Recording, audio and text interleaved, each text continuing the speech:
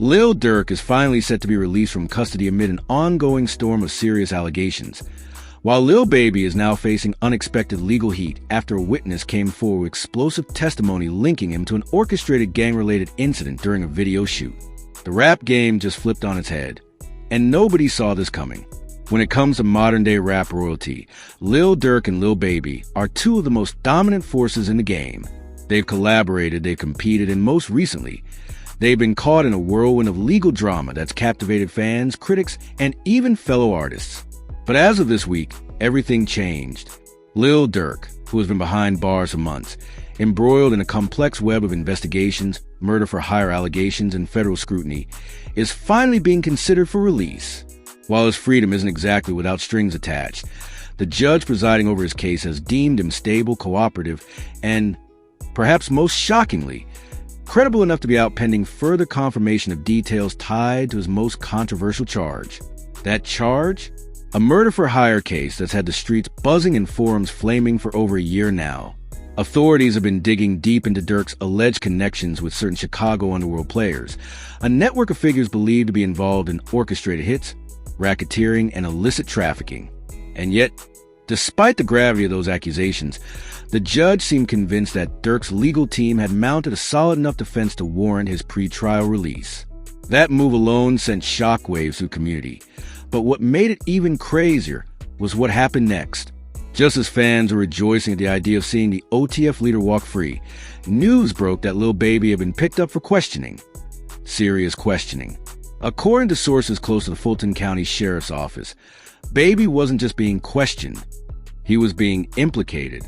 A witness, whose identity is being withheld for protection, came forward with a detailed confession that put Lil Baby at the center of a violent altercation that happened during one of his recent video shoots. That shoot, which was supposed to be a celebration of unity and prosperity within his crew, reportedly devolved into chaos. And now, we're being told that it wasn't just coincidence. According to the witness, it was intentional, planned, executed, and worse. It was allegedly done on Baby's orders. Now here's where things get sticky. The prosecution in Baby's case believes this witness might have the key to unraveling what they're calling a covert orchestration of gang warfare under the guise of art. If that sounds wild, it's because it is wild. The notion that one of hip-hop's most commercially successful and beloved artists might have planned an event that led to real-life violence is not just concerning, it's game-changing. Baby, who has long maintained a clean image compared to many of his peers, suddenly finds himself in the eye of a legal storm he may not be able to sidestep. Meanwhile, Durk's team is celebrating a small but meaningful victory. Their argument all along has been that the prosecution was stretching the facts, leaning too hard on circumstantial evidence and informants with questionable credibility. And while the murder-for-hire accusation hasn't been dropped, the fact that Durk is being released signals that the court sees enough ambiguity in the case to allow him temporary freedom. But don't get it twisted, he's not a free man yet. Part of his release conditions include a strict monitoring system, limited travel, and weekly check-ins with federal authorities. He may be out, but he's not out of the woods. Fans have been reacting in waves. Twitter exploded with Free Durk and Not Baby 2, hashtags trending simultaneously. Memes, reaction videos, IG lives, it's all out there. But behind the viral content is a deeper question.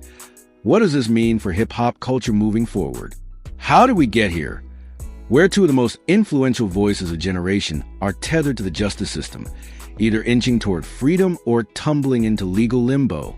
Let's rewind for a second and break down the sequence of events that led us here.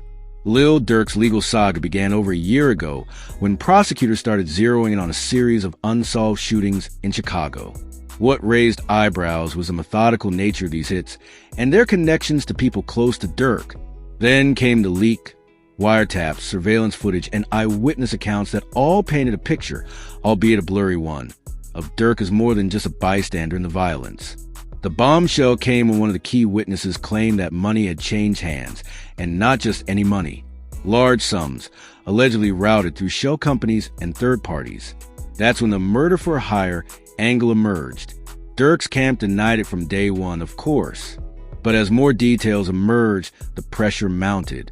And then, just when it seemed like the walls were closing in, the judge surprised everyone with a decision to grant conditional release. It was a sigh of relief for Durk's fans, but that breath barely lasted before news hit about Lil Baby's detainment. See, Baby's video shoot wasn't just your average rap shoot. It was flashy, expensive, and highly publicized. But when gunshots rang out and several individuals were injured, it quickly became a PR disaster. At first, it was chalked up to a random act of violence.